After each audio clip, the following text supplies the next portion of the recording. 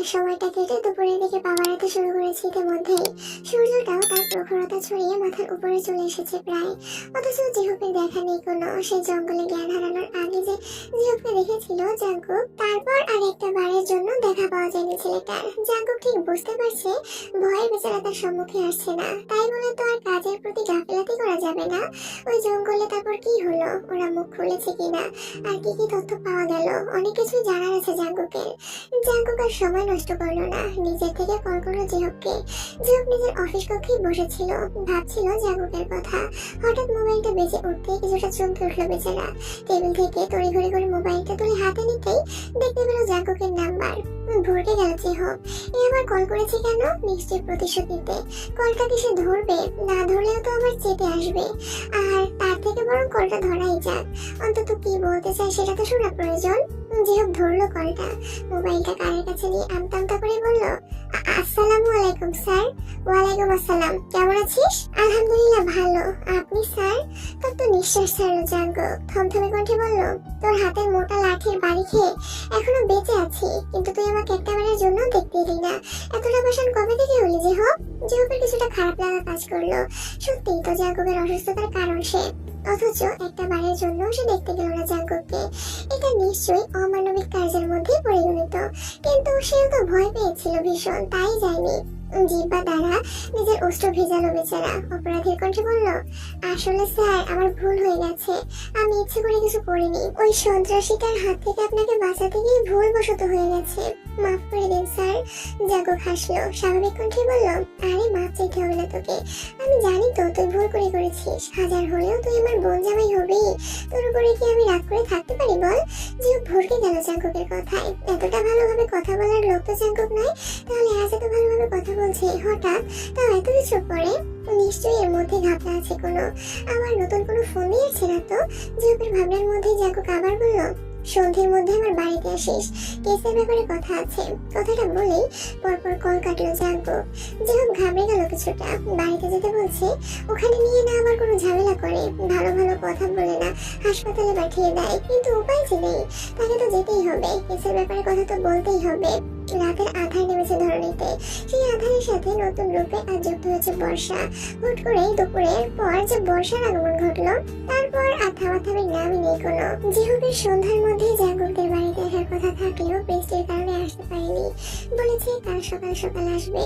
তেলে জাঙ্কুককে খাইয়ে নিজে খেয়ে সব গুছিয়ে গুছিয়ে টেবিলে কক্ষে ফিরল। জাঙ্কুকের শরীর একখানা কাঁথা জড়িয়ে হাত পা ছড়িয়ে শুয়েছিল বিছানাতেই। হঠাৎ থেকে কক্ষে ঢুকতে দেখে নিজের কাঁথা নিয়ে একপাশে সরে গেল সে। চোখে একবার তাকালো জাঙ্কুকের পানে, অতঃপর এগিয়ে গেল আলমারির নিকটে। আলমারি থেকে আরেকটা কাঁথা বের করে গিয়ে বসল বিছানায় জাঙ্কুকের পাশের খালি স্থানে। ভ্রু কুচকালো জাঙ্কুক, তেরানা কাঁথাটার পানে তীক্ষ্ণ দৃষ্টি নিক্ষেপ করে বলল, এই উঠো ঝামেলাটাকে আবার এনেছো কেন? তে ভাঁজ করা কাঁথাটা খুলে শরীরে জড়াতে জড়াতে জবাব দিল, শীত লাগছে তাই এনেছি, বাইরে যা বৃষ্টি। জাঙ্কুক মাথা উঁচিয়ে নিজের শরীরে জড়ানো কাঁথাটার পানে তাকালো, কপালে ভাঁজ ফেলে প্রশ্ন করলো, আমার কথা কি দোষ করলো তাহলে? আমার কথাই আসতে তুমি? তে অন্যদিকে মুখ করে শুয়ে পড়লো। স্বাভাবিক কণ্ঠে বলল, আপনি বেশ ভদ্র তো, তাই আপনার কাছে যাওয়ার সাহস পাচ্ছি না। জাঙ্কুকের দৃষ্টি তীক্ষ্ণ হলো, কিঞ্চিত সময় নিয়ে সে তাকিয়ে রইল তের পানে, অতঃপর নিজের শরীরের কাঁথাটা ছুঁড়ে ফেলে দিল নিচে মেঝেতে। সময় ব্যয় না করে চলচলতে ঢুকে পড়ল তের কাঁথায়। পিছন থেকে মেয়েটাকে শক্ত করে জড়িয়ে ধরে বলল, কিন্তু আমি তো আমার বইয়ের কাঁথায় যাওয়ার সাহস পাচ্ছি। তে তেতে উঠলো, ঝাঁঝালো কণ্ঠে বলল, এই অসভ্য লোক, আপনি আমার কাঁথায় ঢুকলেন কেন? নিজের কাঁথায় যান। জাঙ্কুক পাত্তা দিল না তের কথায়, ভাবলেশীন ভাবে বলল, আমি আমার বইয়ের কাঁথায় ঢুকেছি, তাহলে তোমার কি? আপনি আপনি একটা। থেমে গেল তে। জাঙ্কুক তাকে টেনে ঘুরিয়ে নিল নিজের দিকে, এক ভ্রু উঁচিয়ে প্রশ্ন করলো, আমি একটা মুরগির বাচ্চা জামাই? বলো বলো। তে পটমট করে তাকালো জাঙ্কুকের পানে, তবে বললো না কিছুই। একে বলে লাভ আছে কিছু? যত যাই বলবে গায়ে লাগাবে না, এ যা করবে করবেই। তত নিঃশ্বাস ফেললো তে। জাঙ্কুক একটা ভেঙচি এতে চোখ বন্ধ করে নিল। জাঙ্কুক আর বললো না কিছু, চুপচাপ তের মুখ পানে তাকিয়ে শুয়ে রইল। দুজনের নীরবতায় কেটে গেল খানিকটা সময়। বৃষ্টির তেজ আগের থেকে কিছুটা কমেছে, বাহিরের আবহাওয়া এখন বেশ ঠান্ডা হলেও ধীরে ধীরে উত্তপ্ত হয়ে উঠতে শুরু করেছে একই কক্ষে পাশাপাশি অবস্থানরত দুই নরনারী। নারী পুরুষ হলো আগুন আর মোমের ন্যায় এরা পাশাপাশি থাকলে গলার সম্ভাবনাই থাকে অধিক। তারপর আবার যদি থাকে ভালোবাসা, এবং জাগতের অবস্থাও এই মুহূর্তে খানিকটা তেমন। এতদিন তাও তাদের মধ্যে কিছু প্রতিদ্বন্দ্বিতা ছিল, ভালোবাসাটা ছিল সব একপাক্ষী, কিন্তু এখন তারা দুজনের মনের কথা সম্পর্কে অবগত। এমন একটা পরিস্থিতিতেও কি নিজেদের নিয়ন্ত্রণে রাখা যায়? তাছাড়া সবচেয়ে বড় কথা, তারা বিবাহিত। একজনের উপরে অন্যজনের সম্পূর্ণ অধিকার রয়েছে, তবুও নিজেকে নিয়ন্ত্রণ করতে চাইলো। নিজের ভিতকার অনুভূতি উপলব্ধি করতে পেরে দূরে সরে যেতে চাইলো জাঙ্কুকের নিকট থেকে, কিন্তু জাঙ্কুক সায় জানালো না এই কাজে। সে আরো গাঢ়ভাবে নিজের সাথে জড়িয়ে নিল তেকে। কিছুটা অসহায় কণ্ঠে বলল, আর কত শাস্তি দেবে আমাকে? তে নিজের চক্ষুদের বন্ধ রেখে জবাব দিল, আগামী 7 বছর। জাঙ্কুক তৎক্ষণাৎ উত্তর দিল না কোনো। বিছানায় উঠে বসলো সে। তেকে হাত টেনে উঠালো বিছানা থেকে, বসালো নিজের কোলে, দু হাতে নিজের সাথে জড়িয়ে নিয়ে বলল, আমার তোমাকে অনেক কথা বলার আছে বউ। তে আজ কোনো বাধাহীন ভাবেই বলল, বলুন, আমি শুনতে চাই আপনার সব কথা।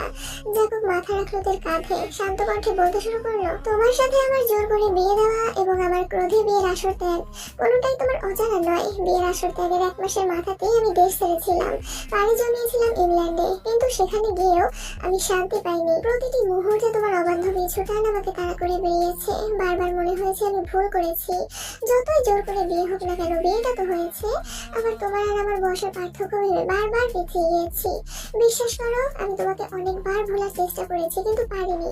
তোমাকে ভুলতে আমি অন্য মেয়েদের সান্নিধ্যে পর্যন্ত যাওয়ার চেষ্টা করেছি, তাও পারিনি। কোনো মেয়ের পানে তাকালেও আমার অবচেতন মস্তিষ্ক বারংবার তোমাকে স্মরণ করিয়েছে।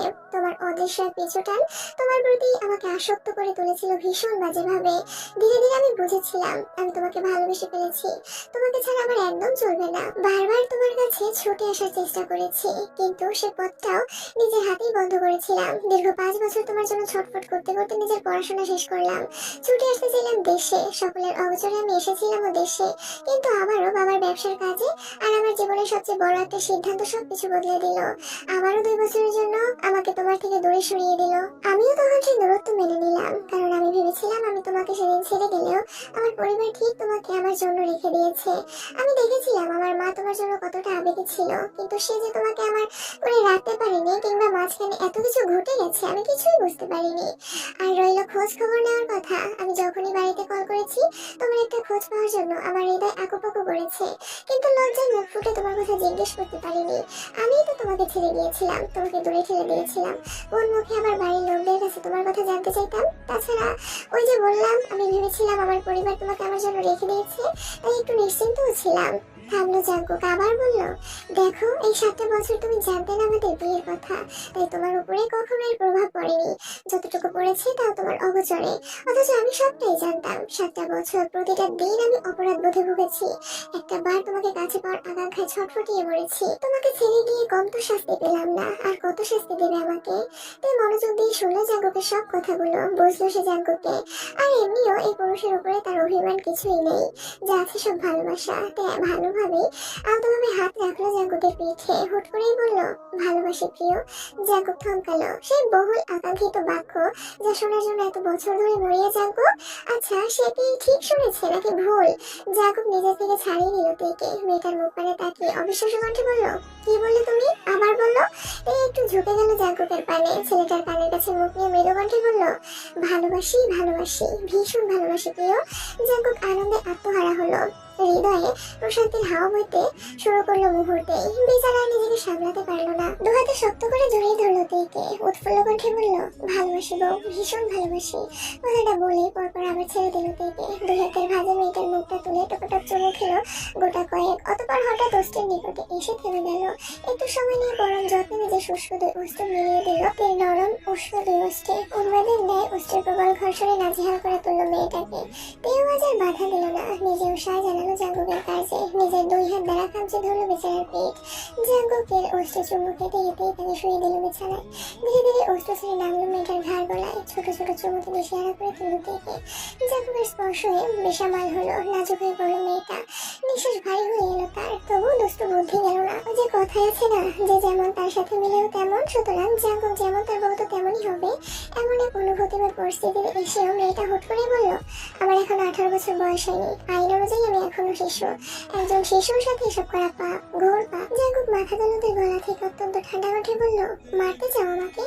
না, শুধুমাত্র আর কিছু বলতে পারলো না তে। জাঙ্কুক একটু ঝুঁকে আকস্মিক বেশ শক্তপোক্ত ভাবে কামড় বসে দিল মেয়েটার ওষ্ঠে। চেঁচিয়ে উঠল তে। ওষ্ঠে হাত বাড়াতে বাড়াতে বলল, এটা কি করলেন আপনি? কামড় কেন দিলেন? জাঙ্কুক উত্তর দিল না তের কথার। উল্টো নিজের শরীর জড়ানো টি শার্টটা খুলতে খুলতে বলল, চুপ, একদম চুপ। আর একটা কথাও নয়। আর একটা উল্টাপাল্টা কথা বলবে তো জানে মেরে দিব একদম। তে অস্ত্র প্রসারিত করলো, ডান হাতটা উঁচিয়ে তর্জনী আঙুলটা তার আলতোভাবে স্পর্শ করলো জাঙ্কুকের নগ্ন বক্ষ। কণ্ঠে দৃঢ় বিশ্বাস নিয়ে বলল, তেকে জানে মেরে দেওয়ার আগে জাঙ্কুক চৌধুরীরই জান চলে যাবে। জাঙ্কুকের দৃষ্টি শীতল হলো, তের হাতটা চেপে ধরলো নিজ পক্ষে। মৃদু কণ্ঠে বলল, এত বিশ্বাস? তে হাসলো, দৃঢ় কণ্ঠে বলল, নিজের থেকেও বেশি। জাঙ্কুক চোখে চোখ রাখলো তের। প্রসাদিতে ভরে উঠলো তার হৃদয়। যে চোখে এতকাল ভালোবাসা দেখার তীব্র আকাঙ্ক্ষা ছটফটিয়ে কাটিয়েছে বেচারা, আজ সে চোখে পূর্ণ ভালোবাসার অস্তিত্ব দেখতে পাচ্ছে, খুঁজে পাচ্ছে অগাধ বিশ্বাস। এই জীবনের সবচেয়ে বড় পাওয়া, জীবনের পূর্ণতা। জাঙ্কুকের কথা বাড়ালো না। আজ এই বৃষ্টিস্নাত রজনীতে সে নিজের করে নিতে চাইল নিজ প্রিয়তমাকে। জাঙ্কুক আবারও নিজেদের দূরত্ব ঘোচালো। একটু ঝুঁকে মুখ ডুবালো তের ঘাড়ে। ছোট ছোট চুমুতে সিক্ত করলো মেয়েটাকে। ধীরে ধীরে বিষমান হলো জাঙ্কুকের স্পর্শ, ভারী হলো তের নিঃশ্বাস। আর কোনো বাধা দেওয়ার সক্ষমতা হারালো মেয়েটা। ভালোবাসাময় সুখে খামচে ধরলো জাঙ্কুকের উন্মুক্ত ফর্সা পেট। একে অপরের মাঝে হারিয়ে গেল একটু একটু করে। অবশেষে পূর্ণতা পেল দুটি নরনারীর একটি স্নিগ্ধ ভালোবাসা। You don't know how to keep your business clean.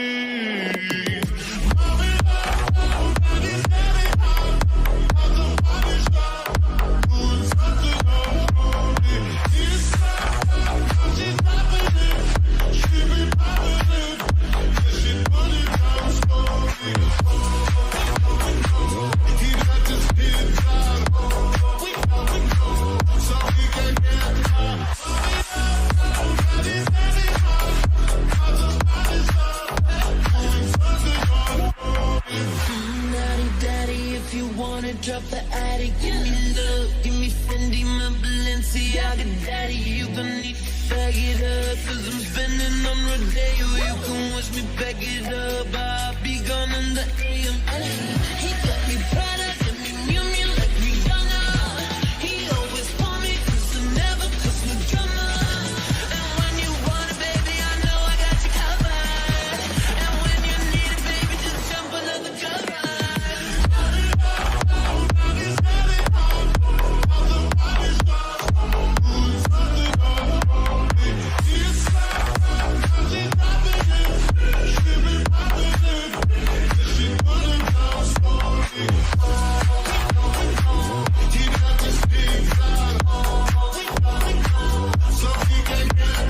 ভোরের আলো ফুটেছে, চারদিকে ইতিমধ্যেই ভরে উঠেছে সূর্যের তীব্র আলোক রশ্মিতে। গতকাল সারা রাত ধরে বৃষ্টি হওয়ার দরুন আজ যেন একটু বেশি চনমনে সূর্যটা। সেই চনমনে সূর্যের আলো চোখে পড়তে ঘুম ভেঙে গেল তের। পিট পিট করে চোখ খুলতে নিজেকে আবিষ্কার করলো জাঙ্কুকের নগ্ন বক্ষে। সাথে নিজের দেহের পানে তাকিয়ে লজ্জা করলো মেয়েটা। ইস, গতকাল রাতে কি অশুভতমটাই না করলো জাঙ্কুক, অথচ এখন ভাজা মাছটা উল্টে দিতে জানে না যেন। একদম নিষ্পাপ বাচ্চাদের ন্যায় ঘুমিয়ে আছে। তে চোখ তুলে তাকালো জাঙ্কুকের ঘুমন্ত মুখশ্রীর পানে। ইচ্ছে হলো হাত বাড়িয়ে ওই মুখটা একটু ছুঁয়ে দিতে, একটু আদর দিয়ে ভরিয়ে তুলতে। তে তাই করলো, হাত বাড়িয়ে ছুঁয়ে দিল জাঙ্কুকের ঘুমন্ত মুখশ্রী। মাথাটা ঝুঁকিয়ে আলতোভাবে চুমু দিল স্বামীর গালে কপালে। অতঃপর কি ভেবে হঠাৎ জাঙ্কুকে ধাক্কা মেরে উঠে বসলো বিছানায়। গভীর ক্রোধ। জাঙ্কুক আর তার শরীরে একসাথে জড়ানো কাঁথাটা টেনে ঢেকে দিল শুধুমাত্র নিজেকে। ঘুমের মধ্যে আকস্মিক ধাক্কায় ভরকে গেল জাঙ্কুক। ধরপড়িয়ে উঠে বসলো বিছানায়। ব্যস্ত হয়ে বলল, কি হয়েছে? তে অগ্নি দৃষ্টিতে তাকালো জাঙ্কুকের পানে। ঝাঁঝালো কণ্ঠে বলল, অসভ্য লোক, আপনি একদম কথা বলবেন আমার সাথে। জাঙ্কুক দ্বিতীয় দফায় ভরকে গেল তের কথায়। সকাল সকাল ঘুম থেকে উঠতে না উঠতে এর আবার কি হলো? কাল এত সুন্দর মধুময় এক রজনী অতিবাহিত করে আজ বলছে কথা বলবে না। জাঙ্কুক নিজের দুই হাত বাড়িয়ে জড়িয়ে ধরতে উদ্যত হলো তেকে। কোমল কণ্ঠে বলল, কি হয়েছে তোমার? অন্যায় কি করেছি বলবে তো? তে সরে গেল জাঙ্কুকের নিকট থেকে। শরীরে জড়ানো কাঁথাটা আরো ভালোভাবে জড়িয়ে পা বাড়ালো ওয়াশরুমের পানে। যেতে যেতে আবার বলল, একদম আমাকে ছোবেন না অসভ্য পুরুষ। আমার আশেপাশে যেন আপনাকে না দেখি, তাহলে হাত পা কেটে বিছানায় বসিয়ে রাখবো বলে দিলাম। জাঙ্কুক যেন ব্যাকুল বনে গেল তের কথায়। রাতে সারা রাত এত গভীরভাবে ছুঁয়ে দেওয়ার পর এখন বলছে ছোবেন না। আবার কি বললো? তের আশেপাশে গেলে হাত পা কেটে বিছানায় বসিয়ে রাখবে। জাঙ্কুকের চোখ বড় বড় হয়ে গেল। কি সাহস তার বউয়ের! এ তো তারও এক কাঠি উপরে উপরে থেকে আসা যাওয়া করে। বেলা গড়িয়েছে কিছুটা, যদিও এখনো সকালের সময়ই থেমেছে সময়টা, তবে সূর্য তার প্রখরতা ছড়িয়েছে অনেকটা। আর এই সময়ে চৌধুরী বাড়ির বসার কক্ষে সভা বসিয়েছে জাঙ্কুক। জরুরি কথা আছে বলে আজ কাউকে অফিসেও যেতে দেয়নি। জিহুককেও টেনে এনেছে সকাল সকাল। বেচারা জিহুক তো তার সাথে কি হতে চলেছে, জাঙ্কুক তাকে শাস্তি দেয় কিনা এই ভেবেই হার্ট অ্যাটাকের উপক্রম। কিন্তু জাঙ্কুক তাকে অবাক করে দিয়ে তেমন কিছুই করলো না, উল্টো জিহুকের কাঁধ ধরে বসলো বসার কক্ষের সোফায়। বাড়ির সকলকে উদ্দেশ্য করে বলল, তোমাদের সকলের সাথে আমার একটা জরুরি কথা আছে। উপস্থিত সকলে উৎসুক হয়ে তাকালো জাঙ্কুকের পানে। তবে জিন বেগম বরাবরের ন্যায় একটু ফোরম কেটে বললেন, সেই তখন থেকেই তো জরুরি কথা বলবে বলেই বসিয়ে রেখেছো আমাদের, এখন এত ভরিটা না করে বলে ফেলো কি বলতে চাও। তখন নিঃশ্বাস ফেললো জাঙ্কুক। সকলের পানে একবার তাকিয়ে বলল, আমি চাইছিলাম জিহুকের সাথে আয়ুর বিয়েটা দিতে। থামলো জাঙ্কুক, আবার বলল, এমন নয় যে জিহুককে তোমরা চিনো না, সবাই জিহুককে চিনো। জিহুক যথেষ্ট ভালো ছেলে, আমার যতদূর মনে হয় আয়ের জন্য ওর থেকে ভালো ছেলে আর হবে না। জাঙ্কুকের হঠাৎ এহেন কথায় চমকাল উপস্থিত সবাই। জিহুক নিজেও বিশ্বের চরম সীমায় পৌঁছে গেছে এই মুহূর্তে। জাঙ্কুক এত ভালো কবে থেকে হলো, এভাবে বাড়িতে ডেকে এনে নিজে থেকে আয়ের সাথে বিয়ের কথা বলছে, যেখানে জিহুককে তার শাস্তি দেওয়ার কথা সেখানে বোনের সাথে বিয়ে দিতে চাইছে। ব্যাপারটা ঠিক হজম হচ্ছে না জিহুকের। এর মধ্যে নিশ্চয়ই অন্য কিছু আছে। জিহুক জাঙ্কুকের বাড়ি চেপে বসলো, একটু ঝুঁকে ফিসফিসিয়ে বলল, স্যার আপনি ঠিক কি করতে চাইছেন বলবেন একটু। জাঙ্কুক জিহুকের নাই ফিসফিসিয়ে জবাব দিল, তোকে আমার বোন জামাই করতে চাইছি। কেন, আয়ুকে তোর পছন্দ না? জিহুক উত্তর দেওয়ার জন্য মুখ খুললো, কিন্তু সে কিছু বলার আগে মুখ খুললেন জিন বেগম। থমথমে কণ্ঠে তিনি বললেন, আয়ু এখনো ছোট, এখনই ওর বিয়ের ব্যাপারে আমরা ভাবছি না কিছু। জাঙ্কুক তীক্ষ্ণ দৃষ্টিতে তাকালো মায়ের পানে, গম্ভীর কণ্ঠে বলল, আয়ু ছোট, আর আমার বউ তো ছোট ছিল না, একদম খুনখুনে বুড়ি ছিল। মাত্র 10 বছর বয়সে তার বাবা মায়ের হাত পা ধরে ওই ছোট মেয়েটাকে বিয়ের পিড়িতে উঠিয়ে দিতে তোমাদের বুক কাঁপেনি, আর এখন নিজেদের 17 বছর বয়সে মেয়েকে বিয়ে দিতে বুক কাঁপছে। নিজের মেয়েরা মেয়ে আর পরের মেয়েরা তো মেয়ে নয়, তাদের যেভাবে খুশি নাচানো যায়, তাই না? জাঙ্কুকের কথায় চুপ হয়ে গেল সবাই। ছেলেটা ভুল কিছু তো বলেনি, সেদিন সত্যিই তারা ভুল করেছিল, যার দরুন ভুগতে হয়েছে ওই মেয়েটাকে। সকলে নিশ্চয়তার মাঝে উঠে দাঁড়ালো জাঙ্কুক। সকলের পানে একবার তাকিয়ে বলল, কি করবে ভেবেচিন্তে আমাকে জানিও, তোমাদের মেয়ে না দিলে আমি জিহুকের জন্য অন্য মেয়ে দেখবো, বেচারার কতদিন আইবুড়ো থাকবে। কথাটা বলেই লম্বা লম্বা পা ফেলে বসার কক্ষ থেকে প্রস্থান করলো জাঙ্কুক। আর জিহুক ফেল ফেল করে তাকিয়ে রইল তার যাওয়ার পানে। এই লোক আবার হঠাৎ ওর বিয়ে নিয়ে এত মাতলামাতলি করছে কেন, কি চাইছে এ? বসার কক্ষ থেকে বেরিয়ে জাঙ্কুক সোজা গেল আয়ের কক্ষের পানে। তার বউ সকালে তার উপর চোটপাট দেখে এই কক্ষে এসে ঘাটে গেড়েছে। এতক্ষণও সকলে বসার কক্ষে উপস্থিত থাকলেও এই দুই নারী উপস্থিত ছিল না। যেহেতু আয়ের বিষয়ে কথা বলবে, তাই জাঙ্কুকও আর তাদের বসার কক্ষে যেতে জোরাজোরি করেনি। জাঙ্কুক দাঁড়ালো আয়ের কক্ষের দরজার সম্মুখে, হাত উঁচিয়ে দরজায় টোকা দিয়ে বলল, তুই রুমে এসো তাড়াতাড়ি। জাঙ্কুকের কথা শেষ হওয়ার প্রায় সাথে সাথে দরজার ওপাশ থেকে উত্তর এলো, আমি যাব না, আপনি যান। জাঙ্কুক ভ্রু কুঁচকালো, নিজের ভদ্রতা বাদ দিয়ে দরজা ঠেলে ভিতরে ঢুকলো সে। আয়ুকে আদেশের সুরে বলল, তুই বাইরে যা। জাঙ্কুকের আদেশ দিতে দেরি, কিন্তু আয়ুর কক্ষ থেকে বেরিয়ে যেতে দেরি হলো না। আয়ু বেরিয়ে যেতে জাঙ্কুক এগিয়ে গিয়ে কক্ষের দরজাটা আটকে দিল। অতঃপর তের পানে তাকিয়ে বলল, কি হয়েছে, সকাল থেকে রেগে আছো কেন? তে অন্যদিকে মুখ ঘুরিয়ে নিল, থমথমে কণ্ঠে বলল, কিছু হয়নি আমার।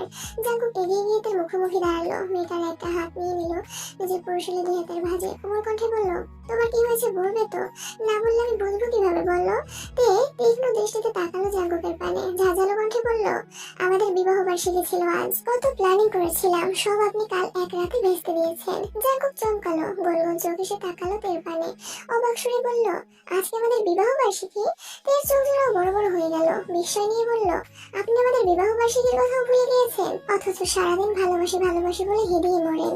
জাঙ্কুক হঠাৎ রেগে গেল, দাঁতে দাঁত চেপে বলল, ওই জিহুকের বাচ্চার গোষ্ঠী আমি উদ্ধার করে ফেলবো, বেটা মির্জাফরের বংশধর, মাথায় একটা বাড়ি মেরে এবার বিবাহ বার্ষিকী ভুলিয়ে দিল। তে ভ্রু কুঁচকালো, কপালে ভাঁজ ফেলে প্রশ্ন করলো, জিহু ভাই আপনার মাথায় বাড়ি মেরেছিল? আপনি না সড়ক দুর্ঘটনায় মাথা ফাটিয়েছেন? জাঙ্কুক অপ্রস্তুত হলো, রাগের মাথায় সে কি বলতে গিয়ে কি বলে ফেলেছিল। ঢোক গেল জাঙ্কুক, আমতা আমতা করে বলল, হ্যাঁ হ্যাঁ, সড়ক দুর্ঘটনাতেই আর মাথা ফেটেছে, ওটা তো জিহুক সাথে ছিল তাই বলেছিলাম আর কি। কথাটা বলেই থামলো জাঙ্কুক, দুই হাতে থেকে জড়িয়ে নিল নিজের সাথে। দুষ্টু এসে বলল, তুমি কি প্ল্যান করেছিলে বউ? নিশ্চয়ই আজকে এই শুভ দিনে আমাদের বাসরটা সারার চিন্তা ভাবনা করেছিলে, যে আমি গতকাল রাতেই সেরে ফেলেছি। একদম চিন্তা করো না বউ, আমরা কাল বাসর সেরেছি, আজ আবার সারবো, ভবিষ্যতেও প্রতি রাতে বাসর সারবো, একটা রাতও বাদ যেতে দিব না। রাত বেড়েছে, চারদিকে আধারের চাদরে মরে নিস্তব্ধ হয়ে পড়েছে, হয়তো ইতিমধ্যেই ঘুমিয়ে পড়েছে সবাই, তবে আজ রাতটাতেও ঘুম নেই জাঙ্কুক এবং তে নামক দুই নরনারীর আখিদয়ে। আজ শাড়ি পরেছে, নিজেকে খুব সুন্দরভাবে পরিপাটি করে সাজিয়েছে। যদিও আজকে রাতটা নিয়ে পরিকল্পনা ছিল অনেক, তবে তার কিছুই জাগকের জন্য পূর্ণতা দিতে পারেনি। তে খুব করে ভেবে রেখেছিল ওই নাটক, সিনেমা কিংবা গল্পের ন্যায় আজ পুরো কক্ষটা সে মোমের আলো সাজাবে, সাথে নিজেও শাড়ি পরে সুন্দরভাবে সেজে গুজে জাগকের নিকট ধরা দিবে। জাগককে চমকে দিয়ে সে লাজুক ভঙ্গিতে বলবে, ভালোবাসি প্রিয়। কিন্তু তার কিছুই হলো না। আজ কি হতো? গতকালকের মাত্র একটা রজনী নিজেকে নিয়ন্ত্রণ করলে কত রজনীই তো নিয়ন্ত্রণে কাটালো। তা না, নিজেও নিয়ন্ত্রণ হারালো আর তাকে উস্কে দিল। সকাল সকাল উঠে আবার পরিবারে লাগিয়ে দিল জেহব আর আয়ুর বিয়ের কথাটা। সব মিলিয়ে একটা হজবরল অবস্থা। এর মধ্যে আবার নিষ্পক্ষে বিবাহ বার্ষিকীর আয়োজন কখন করবে? তপ্ত নিঃশ্বাস ফেলতে তার সকল পরিকল্পনায় জল ঢেলে দেওয়ার জন্য যদিও লোকটার উপর রাগ লাগছে ভীষণ, তবু আজ নিশ্চুপ রয়েছে। আজ এমন একটা দিনে আর কোনো রাগ অভিমান খারাপ লাগা নিয়ে থাকতে চায় না তে। পিছনের সকল খারাপকে ভুলে সে নতুন ভাবে জীবনটাকে শুরু করতে চায় জাগকের সাথে। তাই নিজেকে পরিপাটিভাবে সাজিয়ে আয়নায় দেখে নিল আরেকটি বার। অতঃপর দরজার নিকটে গিয়ে খুলে দিল দরজাটা। মৃদু কণ্ঠে বলল, ভিতরে আসুন। জাগক কক্ষের বাইরে দাঁড়িয়ে মোবাইল ঘাটছিল। মূলত তেই তাকে বের করে দিয়েছিল।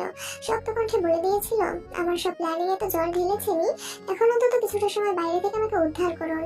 জাগক আর কথা বাড়ায়নি। এমনি কম অন্যায় সে করেনি, সবচেয়ে বড় অন্যায় বিবাহ বার্ষিকীর তারিখ ভুলে যাওয়া। এটা নিয়ে যেতে এখনো কোনো ঝামেলা করেনি, এই তো অনেক। তারপর যদি এবার বইয়ের কথাও না শোনে তবে আজ রক্ষা থাকবে না। দিয়ে কণ্ঠস্বর কর্ণে পৌঁছাতে চোখ তুলে তাকালো জাগক। অমনি থমকে গেল বেচারা। হৃদযন্ত্রের ক্রিয়া বেড়ে গেল আগে থেকে দ্বিগুণ হারে। সম্মুখে দাঁড়ানোই তাকে দেখছে জাগক। এই মুহূর্তে দেখে তার নিকট কোনো পরিতুলনায় কম লাগছে না। জাগক পুরো দৃষ্টিতে তাকালো তের পানে। উজ্জ্বল শ্যামবর্ণ শরীরে মেয়েটা একখানা লাল রঙের শাড়ি জড়িয়েছে আজ। এই শাড়িটা তারই কেনা। প্রথম দিন মেয়েটাই বাড়িতে আসার পর যে জামা কাপড় পরিপূর্ণ লাগেজটা থেকে সে দিয়েছিল, এটা তার মধ্যেই ছিল। আখিদয় মোটা করে কাজল লেপটেছে তে। অষ্টদয় আবার হালকা গোলাপি লিপস্টিক লাগিয়েছে। মেয়েটার ওই উষ্ণ অষ্টু ধরা জাগকের নিকট যেন আরো উষ্ণ হয়ে উঠেছে এই সময়ে। ইচ্ছে করছে এখনই ওই অষ্টের উপর হামলে পড়ে নিজের আয়ত্তে নিয়ে যেতে। জাগক মনোমুগ্ধের ন্যায় এগিয়ে গেল কক্ষের ভিতরে তের পানে। দরজাটা লাগিয়ে দুই হাতে বাড়িয়ে দিল মেয়েটাকে একটু জড়িয়ে ধরতে। তে সরে গেল সাথে সাথে। কপট রাগ দেখে বলল, এখন না। জাগক আশাহত হলো, অসহায় কণ্ঠে বলল, তাহলে কখন? তে উত্তর দিল না কোনো। জাগকের পানে এক পলক তাকিয়ে এগিয়ে গেল কক্ষের স্থান পাওয়া টেবিলের পানে। একটা বক্স থেকে ছোট একটা কেক বের করে রাখলো টেবিলে। অতঃপর একটা মোমবাতি জ্বালিয়ে তাকালো আবার জাগকের পানে। মৃদু হেসে বলল, শুভ বিবাহ বার্ষিকী প্রিয় স্বামী। আমরা একে অপরের না হয়ে 8টা বছর কাটিয়ে দিয়েছি। এর কথা শেষ হতে না হতে জাগক ফট করে বলল, 8 বছরের থেকে একটা রাত কম হবে, কারণ আমরা গত রাতে এক হয়ে গেছি। এর মেজাজ বিগড়ালো। কথাটা বলার সময় কি সুন্দর একটা অনুভূতি ছিল এর ভিতরে, অথচ এই পুরুষ মাত্র একটা বাক্য দিয়ে সেই অনুভূতি ধূলিসাৎ করে ছাড়লো। এর কি সর্বদা মুখটা চালাতেই হবে? 5টা মিনিটের জন্য এর মুখ বন্ধ রাখা যায় না। তেলালে দাঁত চাপলো, কটমট করে বলল, ওটা 8 বছরই হবে। কাল রাত 12টার পরে আপনি নিজের উপর নিয়ন্ত্রণ হারিয়েছিলেন। জাগক কষ্ট প্রসারিত করে হাসলো, দুষ্টুমি সুরে বলল, বাহ, ভালোই হিসেব রেখেছো দেখছি। তার কি কি হিসেব রেখেছো? তে তীক্ষ্ণ দৃষ্টিতে তাকালো জাগকের পানে। থমথমে কণ্ঠে বলল, অনেক কিছুরই হিসাব রেখেছি। আগে কেকটা কাটে তারপর বলছি। এদিকে আসল। জাগক এগিয়ে গেল টেবিলের নিকট। তবে সে তের পাশে না দাঁড়িয়ে দাঁড়ালো পেছনে। আলতোভাবে মেয়েটার পেছন থেকে জড়িয়ে নিল নিজের সাথে। তের এক হাত নিজের হাতের ভাঁজে নিয়ে টেবিলের উপরে রাখা প্লাস্টিকের ছুরিটা তুলে নিল হাতে। কেকের উপর আস্তে ধীরে সে ছুরিটা চালাতে চালাতে মেয়েটার কানে কানে ফিসফিসিয়ে বলল, ভালোবাসি বউ। নিরস্ত্রী হাসি ফুটে উঠল। কেক কাটার ছুরিটা ছেড়ে দিয়ে এক টুকরো কেক হাতে তুলে নিল সে। জাগকের মুখের সম্মুখে ধরে বলল, ভালোবাসি প্রিয়। জাগক পরম তৃপ্তি নিয়ে কেকের টুকরোটা মুখে পড়ে নিল। নিজেও এক টুকরা কেক তুলে ধরলো তের মুখের সম্মুখে। তে হা করলো কেক খাওয়ার জন্য, কিন্তু জাগক কেকের টুকরোটা তের মুখে না দিয়ে লাগিয়ে দিল গালে। ধকচকে উঠল তে। ফুঁসে উঠে তাকালো জাগকের পানে। কপট রাগ দেখিয়ে বলল, এটা কি করলেন আপনি? জাগক ঘোর লাগা দৃষ্টিতে তাকালো তের পানে। একটু ঝুঁকে তের গালের সাথে নিজের গাল লাগিয়ে দিল। কেকের তৈলাক্ত ক্রিমের অবস্থান নিজের গালে নিয়ে নেশালো কণ্ঠে বলল, ভালোবেসেছি। শিউরে উঠলো, কেঁপে উঠলো তার বক্ষস্থল। হাত বাড়িয়ে মেয়েটা খামচে ধরলো স্বামীর বাহু। জাগক টুপ করে একখানা চুমু খেলো তোর গালে। অতঃপর সোজা হয়ে দাঁড়িয়ে বলল, তোমার জন্য একটা জিনিস আছে। তুই ভ্রু কুঁচকালো, কপালে ভাঁজ ফেলে প্রশ্ন করলো, কি? জাগক উত্তর দিল না তের কথার। পা বাড়িয়ে এসে এগিয়ে গেল আলমারির নিকট। আলমারির উপর থেকে একটা গোলাপি রঙের লাগেজ নামিয়ে রাখলো তোর সম্মুখে। শান্ত কণ্ঠে বলল, এটা তোমার। আমি যখন দেশে ফিরেছিলাম তখন এনেছিলাম। তুই কৌতূহল অনুভব করলো। উৎসুক কণ্ঠে জিজ্ঞেস করলো, কি আছে এতে? তুমি খুলে দেখো। তে দেরি করলো না, বেশ উৎসুক হয়ে খুললো লাগেজটা। সাথে সাথে ভিতর থেকে বেরিয়ে এলো অসংখ্য চকলেট, ছোট ছোট পুতুল, চুলের ব্যান্ড, হাতের ব্রেসলেট, কানের দুল সহ আরো অসংখ্য মেয়েলি সামগ্রী। জিহূকের চোখ জোড়া হকচকিয়ে চকচক করে উঠল। উৎফুল্ল কণ্ঠে বলল, এসব আমার? জাঙ্কুক মুখ বাঁকালো, ঠোঁট কামড়ে বলল, না, আমার মুরগির বাচ্চার মতো বউয়ের। তে ভেঙচি কাটলো, চটপট করে চকলেটগুলো খুলে খেতেও শুরু করে দিল। অনেকদিন আগে চকলেটগুলো আনলেও যেহেতু খোলা হয়নি তাই ভালোই ছিল সেগুলো। স্ত্রীর বাচ্চাদের ন্যায় এমন কর্মকাণ্ড দেখে হাসলো জাঙ্কুক। একটু এগিয়ে গিয়ে বসলো তের পাশে, মুষ্টি সুখ হাসি রেখা ফুটিয়ে তুলে বলল, একা একাই খাবে, আমাকে একটু দিবে না? তে চট করে একটা চকলেট এগিয়ে দিল জাঙ্কুকের পানে, স্বাভাবিক কণ্ঠে বলল, নিন। আমার এই চকলেট হবে না, অন্য চকলেট লাগবে। জাঙ্কুকের ঘোর লাগা কণ্ঠস্বর। তে থমকালো, 2 সেকেন্ড লাগলো তার কথাটা মস্তিষ্কে ধারণ করতে।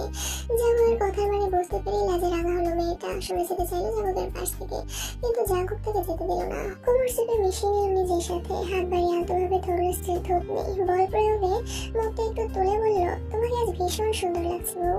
তে লজ্জা পেল আরো, নিজের চোখগুলো নামিয়ে নিল সাথে সাথে। জাঙ্কুক একটু একটু করে এগিয়ে গেল মেয়েটার ওষ্ঠের পানে, খুব যতনে ওষ্ঠজোড়া আঁকড়ে নিল নিজের ওষ্ঠের ভাঁজে। তে নিজের হাতে বন্ধ করে নিল পরম আবেশে, আগে পিছে আর না ভেবে মত্ত হলো স্বামীর ভালোবাসায়। সময় প্রবাহমান, এর মধ্যে কেটে গেল বেশ কয়েকটা দিন। আজ জেহব এবং আয়র আপদের তারিখ। সেদিন পরিবারে জেহব এবং আয়র বিয়ের কথা তুলে দেওয়ার পরপরই পরিবারের সকলে বিষয়টি নিয়ে ভেবেছে বেশ। জেহব ছেলে ভালো, এমন ছেলেকে মেয়ে দেবে না খুব কম লোকই আছে। আয়র কাছেও বিয়ের ব্যাপারে মতামত জানতে চাইলে সে হ্যাঁ বলে দিয়েছে এক বাক্যে। যেখানে মেয়ে নিজেই রাজি সেখানে আর ঝামেলা করে লাভ কি। তবুও বাড়ির সবাই মিলে সিদ্ধান্ত নিয়েছিল এখন বিয়ের কথা পাকাপাকি করে রাখবে, পরে আয়র এইচএসসি পরীক্ষা শেষ হলে বিয়ে দেবে। কিন্তু বাদশাহ জাঙ্কুক সে বেশ মরিয়া হয়ে উঠেছে জেহব আর আয়র বিয়ের জন্য। তার মাতামাতি দেখে মনে হয় এ যেন জেহবের বিয়ে নয়, তার নিজেরই বিয়ে। জাঙ্কুকের এক কথা তুলে নেওয়া পরে হোক কিংবা আগরটা এখনই হয়ে যাক, বাড়ির লোকও শেষ পর্যন্ত তার জোরাজোরিতেই মেনে নিয়েছে বিষয়টা। সেই অনুপাতেই আজ জেহব আর আয়র বিয়ের দিন ধার্য করা হয়েছে। সন্ধ্যার সময় অতিবাহিত হয়ে কেবলই রাতের পানে পা বাড়িয়েছে। জেহব বেশ পরিপাটি হয়ে সেজেগুজে নিজের বাড়ির লোকদের নিয়ে চলে এসেছে জাঙ্কুকদের বাড়িতে। আজ তার বিয়ে, তাও প্রিয় নারীর সাথে। তাদের প্রেম হলো না, পাশাপাশি বসে দু চারটা কথা হলো না, অথচ খুব অল্প সময়ের মধ্যেই নিজে করে নিতে পেরেছে প্রেয়সীকে। ভাবতেই প্রসাদে ভরে যাচ্ছে জেহবের হৃদয়। এই প্রথম ছেলেটার মনে হচ্ছে জাঙ্কুক ভীষণ ভালো, তার থেকে উত্তম পুরুষ আর এই পৃথিবীতে নেই। জেহবদের আসার পরপরই তাদের বসিয়ে দেওয়া হয়েছে বসার কক্ষে। কাজী সাহেব চলে এসেছে ইতিমধ্যেই, এখন শুধু আসার বাকি আয়র, তাও তে নিয়ে আসছে। খানিক বাদেই আয়কে নিয়ে তে প্রবেশ করলো বসার কক্ষে। আয়র ফর্সা শরীরে গোলাপি রঙের একখানা শাড়ি জড়ানো হয়েছে, মাথায় ঘোমটা, মুখে সাজগোজের প্রলেপ নেই মোটেই। জেহব যেন থমকে গেল ওখানে, হৃদস্পন্দনের গতি বেড়ে গেল তার। আজ এই কোন আয়ক এসে দেখছে? শাড়িতে কোনো নারীকে এতটা সুন্দর লাগতে পারে জানা ছিল না বেচারার। জেহবের চিন্তা ভাবনার মধ্যেই তে আয়কে বসালো জেহবের পাশে। অতক্ষণ নিজেও আয়র পাশে বসবে, ঠিক তখনই চোখ গেল তার অপর পাশে জাঙ্কুকের পানে। আর ঠিক এই সুযোগটাই নিল জাঙ্কুক। সে যেন তখন অপেক্ষায় বসেছিল একটা বারতে তাকানোর জন্য। বেচারে তাকানোর সাথে সাথে সকলের অবসরে জাঙ্কুক একখানা উড়ন্ত চুমো ছুড়ে মারলো বইয়ের পানে। বুকে হাত দিয়ে ঠোঁট নাড়িয়ে বোঝালো, চলো আর একবার বিয়ে করে ফেলি আমরা, তারপর আরো একবার বাসর। তাই চোখ গরম করে তাকালো জাঙ্কুকের পানে। লোকটা ইদানিং নির্লজ্জ হয়ে যাচ্ছে ভীষণ, স্থান কাল পাত্র সব বিবেচনা হারিয়েছে। তেকে চোখ গরম করে তাকাতে দেখতেও থামলো না জাঙ্কুক। একের পর এক নির্লজ্জ কাজের ইশারা করেই যাচ্ছে। জাঙ্কুক এর পানে খেয়াল করতে করতে হঠাৎ ভেসে এলো কাজী সাহেবের কণ্ঠস্বর। কাজী সাহেব বেশ নম্র কণ্ঠে আয়ুকে বললেন, বলুন মা কবুল। আয়ু হাঁসফাঁস করে উঠল, খামছে ধরলো তের এক হাত। কেমন অদ্ভুত এক অনুভূতিতে ছেয়ে গেছে মেয়েটার মন প্রাণ। যেহেতু যেদিন এই বাড়িতে প্রথম দেখেছিল আয়ু, সেদিনই ছেলেটার প্রতি একটা অন্যরকম ভালো লাগা কাজ করেছিল তার হৃদয়ে। তারপর আস্তে আস্তে সেই ভালো লাগা ভালোবাসায় পরিণত হলো। অনেকবার যে ওকে নিজের মনের কথা জানাতে গিয়েও ভয়ে পিছিয়ে এসেছে মেয়েটা। লোকটা নিতান্তই ভদ্র এবং সভ্য ধাঁচের। সে যদি না মেনে নেয় ওকে, ভালো না বাসে, তখন কি হবে? প্রিয় মানুষের কণ্ঠে ভালোবাসি না এই বাক্যটা শোনার মতো শক্তি ছিল না আয়ুর। তাই সে জেহবকে ভালোবাসলেও তা প্রকাশ্যে ছিল ভীত। অথচ আজ দেখো, সুন্দর এক ভাগ্যের চাওয়ায় নিজ প্রিয় মানুষটার পাশে বসে রয়েছে বউয়ের সাজে। আজ খুব অল্প সময়ের মধ্যে হয়তো সেও হয়ে যাবে জেহবের, শুধুমাত্র জেহবের। আয়ুর আকাশ পাতাল চিন্তা ভাবনার মধ্যে আবারও ভেসে এলো কাজী সাহেবের কণ্ঠস্বর। কাজী সাহেব নম্র কণ্ঠে আবার বললেন, বলুন মা কবুল।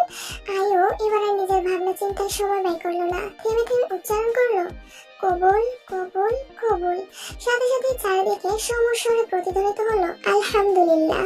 এরপর কাজী সাহেব জিহুককে কবুল বলতে বললে সে সময় নিল একটু। সে তো আর জাঙ্কুকের ন্যায় নির্লজ্জ নয়, তাই চারিদিকে একবার দৃষ্টি ঘুরিয়ে থেমে থেমে বলল কবুল কবুল কবুল। ঝামেলাবিহীন সুন্দর সুষ্ঠুভাবে বিয়েটা সম্পূর্ণ হলো জিহুক এবং আয়ুর। বিয়ে সম্পূর্ণ হওয়ার পরে জাঙ্কুকদের বাড়িতে ছোটখাটো একটা খাবার আয়োজনও করা হয়েছিল সকলের জন্য। জিহুকদের বাড়ির সকলে খাওয়া দাওয়া শেষ করে এসে বসলো বসার কক্ষের সোফায়। এবার তাদের যাওয়ার পালা। এক এক করে সোফা থেকে সকলে উঠে চলে গেলেও জিহুক উঠছে না, ঠায় বসে রয়েছে ছেলেটা। জাঙ্কুক ভ্রু কুচকে তাকালো জিহুকের পানে, চোখ ছোট ছোট করে প্রশ্ন করলো তুই উঠছিস না কেন? এখন এখানে বসে আছিস কোন দুঃখে? জিহুক ঠিক কি উত্তর দিবে ভেবে পেল না। আজ তার আকদ হয়েছে, অন্তত একটু সময়ের জন্য হলেও তো আয়ের সাথে দেখা করতে দিবে তাকে। বিয়ের আগে মেয়েটার সাথে তেমন কথা হয়নি জিহুকের, এখন বিয়ে হয়েছে, তাই এইটুকু সুযোগ তো অন্তত তাকে দেওয়া উচিত। তাছাড়া জিন বেগমও বলছেন জিহুককে আজ থেকে যেতে, হয়তো একটু সময় নয়, আজ পুরো রাতটাই আয়ুকের কাছে পাবে সে। সেই আশাতেই সোফায় বসেছিল বেচারা। কিন্তু এই জাঙ্কুক নামক প্রাণীর সম্মুখে নিজের মনের আশার কথা সে বলবে কি করে?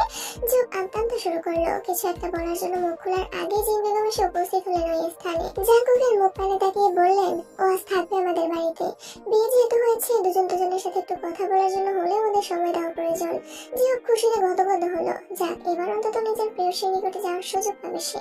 তবে জিহুকের এই খুশি বোধহয় সহ্য হলো না একজনের। কপাল কুচকে জাঙ্কুক বলল এসব কি ধরনের কথা মা? আকদের তারিখ আমি ঠিক করেছি, তাহলে তোমাদের যে কোনো সিদ্ধান্ত আমাকে জানিয়ে নেওয়া উচিত ছিল। মানে? জিন বেগমের প্রশ্নে কুটিল হাসলো জাঙ্কুক। মাকে বোঝানোর উদ্দেশ্যে বলল আয়ুর পরীক্ষা সামনে মা, বিয়েটা হয়েছে বলে যদি ওদের একসাথে থাকতে দাও, একসাথে সময় কাটাতে দাও, তাহলে এর প্রভাব আয়ুর মনে পড়বে। মেয়েটার বয়স কম, স্বামীর সান্নিধ্যে গেলে ওর মনোযোগ সম্পূর্ণরূপে স্বামী সংসারের দিকে যাবে, পড়াশোনায় কিন্তু তার মন বসবে না ওর। থামলো জাঙ্কুক, আবার বলল বিয়ে যখন হয়ে গেছে সারা জীবন পড়ে আছে ওদের একসাথে থাকার জন্য, অথচ পরীক্ষা যদি একবার ফেল করে তাহলে আমাদের যে সম্মানটা হারাবে তা কিন্তু আর ফিরে আসবে না মা। জিন বেগম মনোযোগ দিয়ে শুনলেন ছেলের কথা। ছেলে তার ভুল বলেনি একটা কথাও। আয়ুর কিশোরী হৃদয়, এই বয়সটা তারা অতিবাহিত করে এসেছে। এই বয়সে মেয়েদের বিবেকের তুলনায় আবেগ কাজ করে বেশি। প্রিয় পুরুষ, স্বামী, সংসার এসব সম্পর্কে নতুন নতুন অনুভূতির জন্ম দেয় হৃদয়। সেই হিসেবে এখন জিহুক আর আয়ুকে একসাথে থাকতে না দেওয়াই শ্রেয়। তাহলে এর প্রভাব আয়ুর পড়াশোনার উপরে পড়বে। কিন্তু জিহুককে বাসে কিভাবে বাড়িতে যেতে বলবে? নতুন জামাই তাকে একবার থাকতে বলে পর মুহূর্তে বাড়িতে যেতে বলতে পারে নাকি? বিষয়টা খারাপ দেখায়। জিন বেগম আমতা করলেন, ইতস্তত করে বললেন কিন্তু মায়ের এইটুকু কথাতে বাকিটা বুঝে নিল জাঙ্কুক। জিহুককে টেনে টুনে সোফা থেকে তুলে দাঁড় করালো, কাঁধে হাত রাখলো বেচারার। মায়ের পানে তাকিয়ে বলল তুমি একদম চিন্তা করো না মা, ও আমার সহকারী কম বন্ধু বেশি। ওকে আমি একটা কথা বললে ও জীবন দিয়ে হলেও তা রাখবে। কণ্ঠে তোলা কথার পরিসমাপ্তি ঘটিয়ে জিহুককে টেনে নিয়ে ঘরের বাইরে বেরিয়ে যেতে উদ্যত হলো জাঙ্কুক। আর জিহুক বেচারার মাথা বোধহয় ঘুরছে এই মুহূর্তে। এই কোন জাঙ্কুককে দেখছে সে? একটু আগে যে লোক জিহুকের সবচেয়ে বড় শুভাকাঙ্ক্ষী হয়ে ধরা দিল, এখন সে সবচেয়ে বড় শত্রুর ভূমিকা পালন করছে। এই ছিল এই লোকের পেটে পেটে। এর জন্যই বোধহয় এত তাড়াহুড়ো করে জাঙ্কুক তাদের বিয়েটা দিয়েছিল। অথচ জিহুক ভেবেছিল জাঙ্কুক ভালো হয়ে গেছে। এই পৃথিবীতে জাঙ্কুক ব্যতীত উত্তম পুরুষ আর কেউই নেই। জিহুকের হৃদয় কেঁপে উঠল, তীব্র ব্যথা নিয়ে গেয়ে উঠল সম্পর্ক বদলে গেল একটি পলকে, কে আপন কে যে পর হলো রে। জিহুকের উতাল পাতাল চিন্তা ভাবনার মধ্যেই বাড়ির বাইরে বেরিয়ে এলো তারা। জাঙ্কুক জিহুকের কাছ থেকে হাত সরিয়ে ভদ্র বাচ্চাদের নাই বলল রাত অনেক হয়েছে, এখন বাড়ি চলে যা। নিজের একলা বিছানায় হাত পা ছড়িয়ে জব্বর একটা ঘুম দে। জিহুকের বুক ফিরে চৌচির অবস্থা। বিয়ের পর একলা বিছানায় হাত পা ছড়িয়ে ঘুমানোর উপদেশ দিল এই পুরুষ। এর হৃদয়ে কি একটু দয়া মায়া বলতে কিছু নেই? কেন করলো এই লোক এমন? জিহুকের হৃদয়ে ভয়ের তুলনায় বহিনা হাহাকারের পরিমাণ বাড়লো। কণ্ঠে সাহস এসে বলল আমার সাথে এটা কেন করলেন স্যার? জাঙ্কুক ভ্রু কুঁচকালো, কপালে ভাঁজ ফেলে শুধালো কি করেছি আমি? এই যে আমাকে বিয়ে করতে না করতেই বউকে ছাড়া করলেন। জিহুকের অসহায় কণ্ঠস্বর। জাঙ্কুকের চোখে মুখে গম্ভীর ভাব ফুটে উঠলো, সাথে সাথে থমথমে কণ্ঠে সে বলল ছি ছি জিহুক, তোকে দেখে আমার লজ্জা হচ্ছে। আমার মতো একজন নম্রভদ্র লাজুক পুরুষের সাথে থেকে তুই এতটা নির্লজ্জ কবে থেকে হলি? বিয়ে করতে না করতেই বউয়ের কাছে থাকার জন্য মরিয়া হয়ে উঠেছিস। হতভম্ব হলো জিহুক। সে নির্লজ্জ আর জাঙ্কুক লাজুক, এ কেমন ভয়ঙ্কর কথা।